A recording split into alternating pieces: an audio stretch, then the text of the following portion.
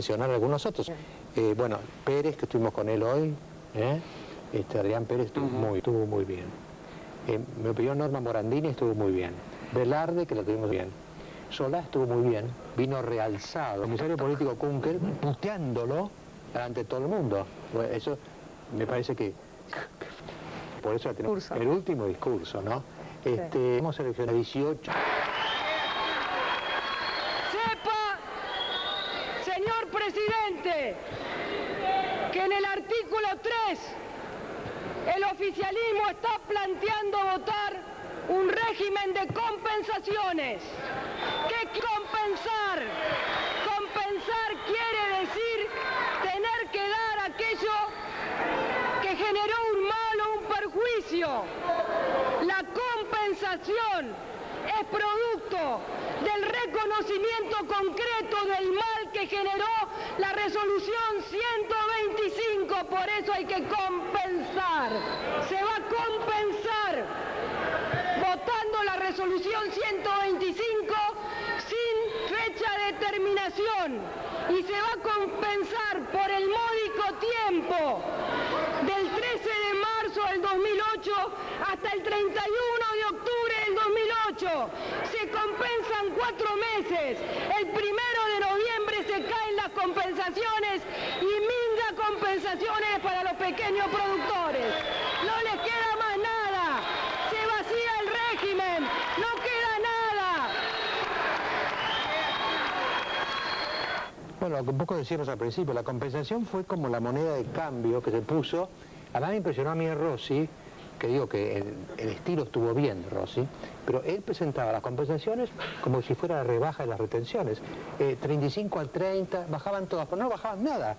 En verdad prometían compensar por lo que no bajaban. Claro, lo que pasa es que, ¿cómo fue el proceso legislativo, ¿no? Que es lo importante que hay detrás de bambalinas. Lo que hay detrás de bambalinas es que el oficialismo había decidido mantener la 125 a como diese lugar. Ese era su objetivo político. Entonces, ¿cómo eran las compensaciones? ¿Estaban pensadas hacia los productores? No. La compensación era nada más, era directamente proporcional a los 129 votos que necesitaban. Es decir, que si ellos hubieran tenido 129 votos de entrada, no hubieran compensado nada. Como empezaron a tener pérdidas de votos, empezaron a compensar un poquitito más. Y compensaron simplemente para darle justificación a aquellos que tenían que votar.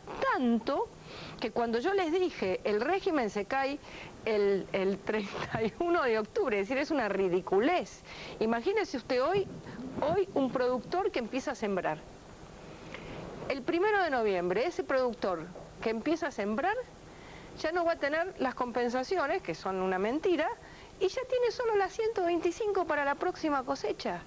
Entonces, la compensación fue una compensación política para lograr los 129 votos y no es una compensación hacia la sociedad y hacia la producción. Apenas consiguieron los 129, cerraron. Exactamente. ¿Cuándo son 129? Se acabó el debate. Y la compensación fue exactamente una decisión política hasta llegar al voto. Si hubieran tenido los 129 votos de entrada, como lo hicieron el 26 de marzo, ratificando la 125, donde ahí no se hablaba de pequeño productor, porque todo el discurso oficialista era del pequeño productor.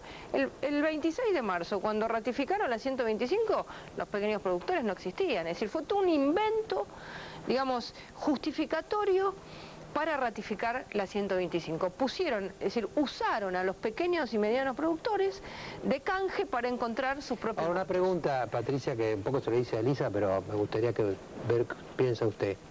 Esos votos zigzagueantes, porque evidentemente ellos perdieron muchos votos, recuperaron algunos, ¿no? Sí. Pero esa gente que no votó con el oficialismo, que son unos cuantos, ¿no es cierto?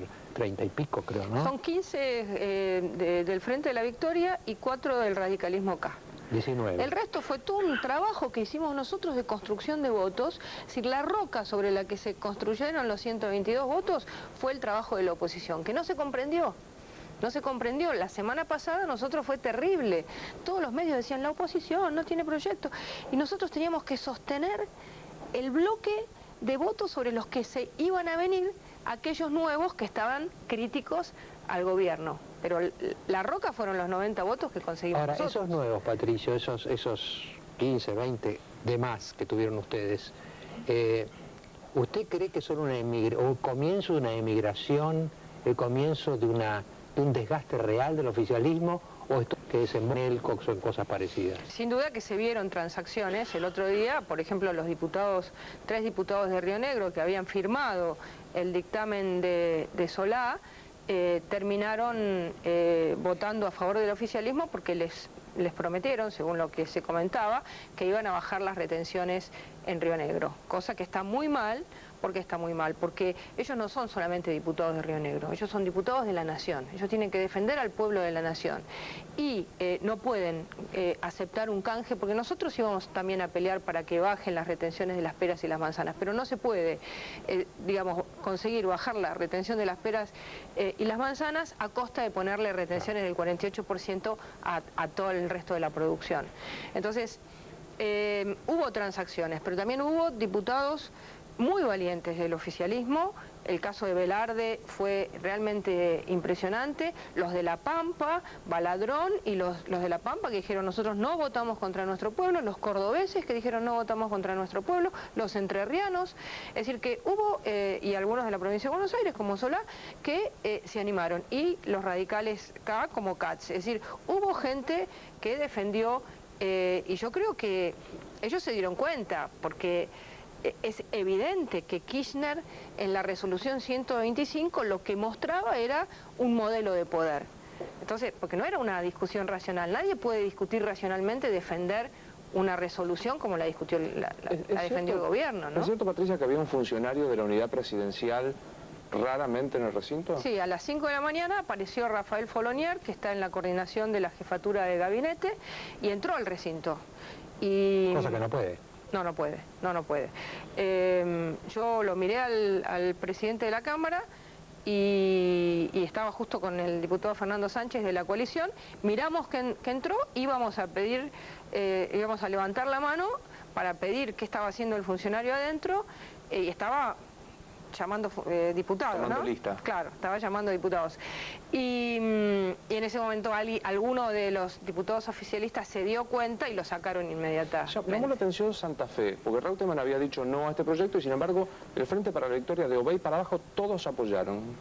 Sí, yo creo que lo de Santa Fe fue terrible en el Frente de la Victoria porque van contra una de las provincias que más pierde con este régimen, ¿no? Y donde más claramente está esta irrealidad de la construcción política del kirchnerismo, que fue intentar, digamos, hacer renacer la lógica, digamos, esta idea de la oligarquía y meter a todo el mundo.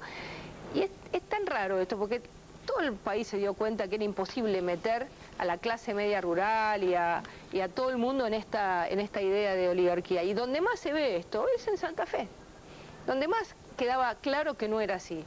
Por eso, bueno, ahí los diputados del Frente de la Victoria, bueno, tendrán que... Pero hay una cosa buena en todo esto. Muchas veces la gente mira la boleta presidencial y no ve a qué diputados vota. Y en estos momentos, por ahí se da cuenta y dice, pensar que a ese lo voté yo. Entonces también es importante empezar a pensar que votar buenos diputados, votar bien en diputados también es importante. Bueno, a Obey le fue mal, ¿no? Sí, hubo un momento muy feo para Obey, lo agarraron unas cuantas personas que estaban por ahí. Además fue bastante, pues yo lo vi por pantalla, le empezaron a decir que era un traidor, etcétera, y Obey les decía, si todavía no saben cómo voy a votar, voy a votar por el oficialismo. Sí. Así que la gente sabía cómo iba a votar, ¿no? Y la pasó. Y la pregunta es esta, ahora vamos al Senado, ¿no es cierto? Ahí en Santa Fe hay un senador que se llama Reutemann. Sí, claro. ¿Y? Bueno, si uno piensa lo que se está discutiendo, debería haber más oposición todavía a la resolución 125 en el Senado que en diputados. ¿Por qué? Porque en realidad los diputados representamos a todo el pueblo, en cambio el senador representa a su provincia. Concretamente, entonces, Córdoba, Santa Fe, Entre Ríos, La Pampa, Buenos Aires, Chaco, Santiago del Estero, Tucumán, Salta, todos tendrían que votar en contra. Es decir, si esto fuese, digamos, si acá se estuviese discutiendo en serio, el senador fuese verdadero representante de su provincia, entre una retención que no es coparticipable, es decir, que le saca plata a su provincia, y una retención que va contra su producción, tendría que haber más oposición en el Senado, por lo que es la representación en nuestra República del Senado, que es el verdadero representante de la provincia, que la que hubo en diputados. Usted dice tendría, porque sospecha que no va a ser así. Tendría porque si nosotros vamos a nuestra Constitución, el senador no tiene que representar a su partido, tiene que representar a su provincia. El senador es representante de su provincia. ¿Usted cree, como dice Carrió, que dijo en el bloque anterior, creo que usted la escuchó, que lo que faltó esta vez fue una movilización popular y del campo, y que esta vez tendría que haber antes de que el Senado vote? Bueno, mire, yo la semana pasada, cuando estábamos en comisión, cuando vi cómo venía todo el falso debate, el simulacro de debate del oficialismo, me reuní con muchos productores que estaban ahí, de Reconquista, de Cañada de Gómez, pasó de Ángel en un momento, y les dije, ustedes que estén hoy acá es importante, pero lo más importante es que el día que discutamos esto en la Cámara de Diputados, la misma cantidad de gente que se rebeló en todo el país esté en el Congreso. No había nadie. Yo se los dije, había muchísimos, inclusive se ve que alguien del oficialismo me escuchó porque el domingo en página 12 decían Bullrich estaba haciendo rebelión y claro, no vinieron a diputados. Y bueno, tienen que ir a senadores. La gente tiene que saber defender sus ideas y sus intereses. Eso es la democracia real. Peticionar frente a sus autoridades. Eso es lo que dice nuestra Constitución. Mientras hablamos con usted, Patricia, hay 2 mails de pequeños productores que dicen, no somos técnicos, pero me gustaría que me explicara, Patricia, si se aprueba esto, ¿qué significa, dice uno de ellos, que el 1 de noviembre volvemos a tener las retenciones que quiere el Ejecutivo? Así es, el 1 de noviembre no hay más compensaciones y queda la 125 pura. Para todos, 48, 20 hectáreas, 20.000. Exactamente, a menos que haya un nuevo decreto de compensaciones, pero hoy como está la ley, el 1 de noviembre, es decir, que las compensaciones son para la cosecha que terminaron en mayo, para esa cosecha. La próxima, la que están ahora preparando los contratos, ¿no? Es decir, la próxima hoy técnicamente no tiene retenciones, tienen el 48% móvil de la retención, hoy está el 48%. Tiene compensaciones. No tiene compensaciones, perdón. No tiene compensaciones. Técnicamente es así. Que me llamen los que quieran. Mañana yo ya estoy en mi despacho y se las voy a explicar concretamente. Además voy a hacer un informe para que todos lo tengan. A mí me da la impresión de que, como le perdieron, ¿puede pensar así? Sí, yo creo que sí. Yo creo que sí, porque me parece que cuando se intenta tan fuertemente, ¿no? Es decir, generar una imposición, una lógica hegemónica como la que hizo en este caso el matrimonio presidencial conducida por Kirchner, empieza a haber rebelión. Y yo lo que sentí el otro día, y en mucha gente que no se animó a votar, hartazgo. Claro. Hartazgo con su propio oficialismo. ¿No? Me parece que Elisa, varias veces que vino, porque también veía Nosotros vamos a trabajar para que no haya violencia, pero, digamos, lo que el oficialismo quiere es que la gente tenga miedo. Entonces ponen a su gente ahí para impedir que el verdadero ciudadano que quiere ir a defender sus intereses no esté. Entonces lo que no se puede es entrar en ese juego. Si cuando la gente salió a la calle logró todo lo que logró, imagínese usted si alguna vez pensaban los productores y las productoras de este país que iban a conseguir lo que consiguieron. Salieron a la calle. Primero tuvo que cambiar la resolución 125 la presidenta, después llegó al Parlamento, ahora se está discutiendo. Es decir, todo esto que consiguieron se hizo porque la gente dijo, mi derecho lo voy a defender. Entonces hay que seguir defendiendo los derechos. Lo que no puede pasar es que en el último momento en que esto se iba a concretar, no estaban.